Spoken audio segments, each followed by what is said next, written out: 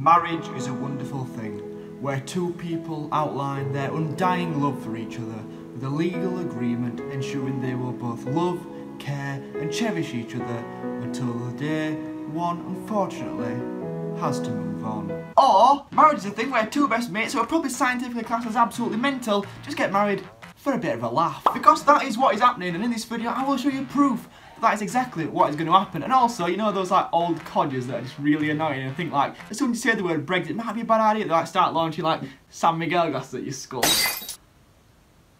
Well anyway, those people, we're going to be telling them that two mates are getting married for a bit of a laugh and the world's probably going to end. So if you think back a few weeks ago, Swingler went to Argos and got the only AirPods that were available in the country. And he ate them. 3, 2, 1, go. Oh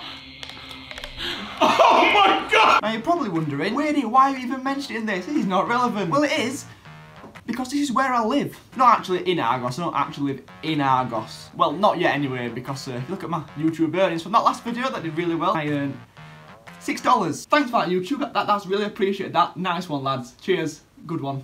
But I did come to the conclusion that me and Swingler have a bit of a telepathic connection, which, considering the things that run through his head, that was quite concerning. You see, as he visited my local Argos, he had this sort of thought in his head that, do you know what, a Wadey kid's been here, and he's been saying in my video that me and Romell are never going to get married. And it was at that moment that he realised he had to do something about it. Before that, he realised he'd made a massive error because it was in Cottonwood, and if he didn't get out there quick, someone was going to nick his AirPods and rob Sports Direct in the same afternoon. So he set out that day on a mission to firstly escape from Cottonwood, but secondly, to prove me wrong, despite never seeing my video. You see, it was a matter of days after I'd made that video, and whilst I was just sat there enjoying myself counting my YouTube money, Romell was setting on a plan to prove me wrong. And what followed was this wonderful tweet. Hello everyone, my name is Sammy the Snake. I have been sent here to tell you that if you don't like the video and subscribe if you're new, I will be sleeping under your bed tonight. Sweet dreams. TGF wedding info. So 30,000 people want to attend our marriage. We're currently looking at hiring Arena Birmingham so everyone gets to come. This is actually happening, isn't it? This is actually going to be a thing. Now my first thought was, how much is this going to cost? And then I realised, I came to my senses and I thought, you know this hoodie that I got for Christmas from my brother? Yeah, I remembered it. It did come with a complimentary payday loan. Just another 10-20,000 view videos and I'll be able to afford another one. Now these hoodies did cost a lot, but having out arenas cost a lot more. Now since they did a great job in the memeless facial reveal video, I've been Detective Inspector Wadey, I thought it was time to do it again. Now I couldn't find the exact numbers of how much it was actually going to cost to rent Arena Birmingham because the website was having a bit of a day off, like most people in Birmingham. But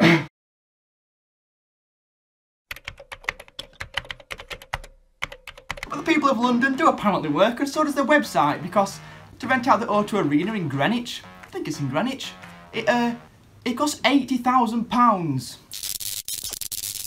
But then I realised that although TGF are just absolutely bonkers and they must have got a bit of a screw loose, they do know how to make some money. So they put out a tweet asking how many people actually attend this event, and 31,000 people said that they would. But assuming the majority of these are probably from football Twitter and probably about 7 or 8, let's assume about 10,000. So that would only mean charging everybody £8 each, and considering the Arena Birmingham holds 5,000 less than the O2, it'd probably be cheaper. But if it is £8, then we'll have to pay more to actually attend this event than we did to see KSIology DEBT punch Logan Paul square in the face. Which is probably money well spent, to be fair. But since we've assessed that this is actually going to happen, and it's TGF, I should never have doubted them, it's time to wind up some Facebook dwellers. And to do this, I enlisted the help of a very special man. You see, Barry Stanton is no ordinary man. He's a man, he's a myth, some would even say he's a legend. But all I know is, in this Facebook group, this kind of bloke will fit right in. Now this Facebook group that I'm going to show you, it's something quite special. You see, this group is dedicated to the events from my hometown, and just last week there was a massive controversy, and still now it gets me a bit irate, it still gets me mad, because there was a man who was seen going to a roundabout. Calm down. who was seen going to a roundabout picking up daffodils. Disgusting. The youth of today. No respect.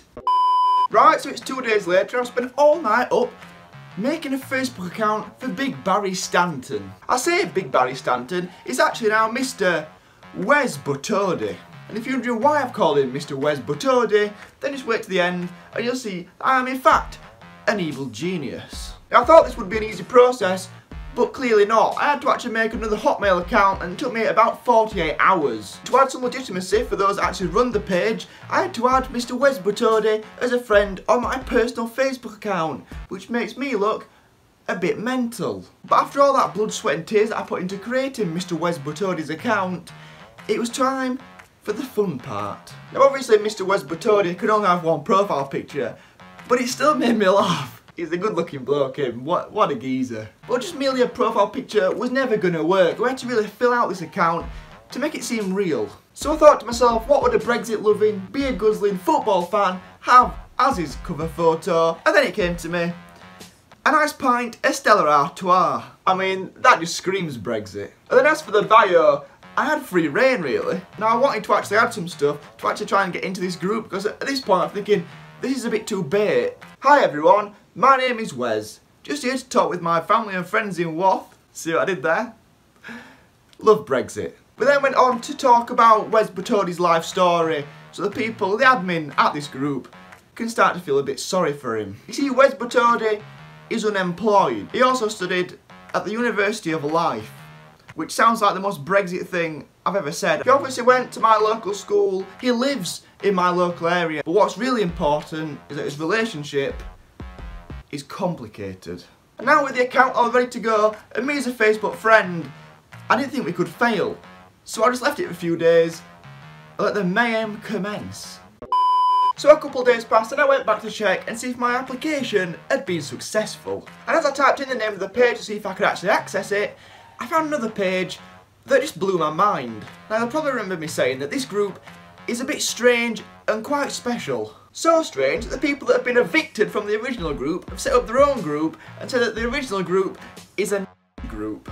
If you're wondering what that word is, just think Germany World War II. But after being sidetracked by that secondary group, I went and checked the main group, and lo and behold, I'd been accepted. Now given the amount of people that are kicked out, I knew I only had one shot at this, and I wasn't about to waste it. Now you'll also remember me saying that daffodils is really important in this group, and it's quite controversial.